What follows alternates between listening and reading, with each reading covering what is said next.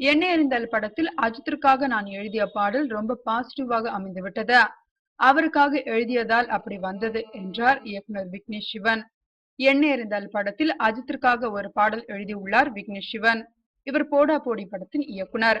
அஜித்திற்கு பாட்டு எழுதிய அனுபவம் குறித்து அவர் கூறுகையில், நான் பாடல் ஆசிரியர் எல்லாம் கிடையாது. சில நேரம் சில விஷயங்கள் நமக்கே தெரியாம நடந்துவிடும்.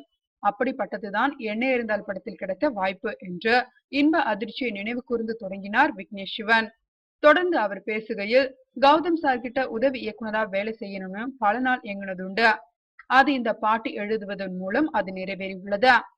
இப்பவும் எனக்கு இந்த வாய்ப்பு எப்படி வந்தது என்று புரியவில்லை. எல்லாம் கடவுளின் செயல். கௌதம் சார் பாட்டு எழுத சொன்னவுடன் தலைக்கால் புரியல. ஷூட்டிங் ஸ்பாட்டுக்கு சென்று அவுட்லைன் எழுதி கொடுத்துட்டேன்.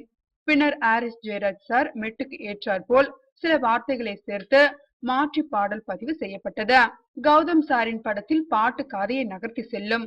இப்பாட்டு ஒரு குத்து பாடல் மட்டும் கிடையாது. கதையின் முக்கியமான கதாபாத்திரங்களை பற்றி எடுத்துரைக்கும் வகையில் அமைந்திருக்கும். பாட்டு எழுதுவது தல அஜித் சாருக்கு என்பதனாலோ என்னவோ எனக்கு பாட்டு பாசிட்டிவாக வந்தது. அதனாலே எல்லாமே இனி நல்லாதான் நடக்கும் என்று ஆரம்பித்தேன். நானும் ஒரு இயக்குனர் என்பதை தாண்டி தல ரசிகர்கள் இடையே எனக்கு கிடைத்துள்ள பெரும் வரவேற்பு என்னை உற்சாகமூட்டுகிறது. எனக்கு வாய்ப்பளித்த கௌதம் மேனன், ஆரிஸ் ஜெயராஜ் மற்றும் தயாரிப்பாளர் AM ரத்னம் அனைவருக்கும் நன்றி. எனக்கு வந்த வார்த்தைகளை வைத்து பாட்டு எழுதி இருந்தேன். அதை ஏற்றுக்கொண்ட ரசிகர்களுக்கு எனது நன்றிகள் என்றார் விக்னேஷ் சிவன்.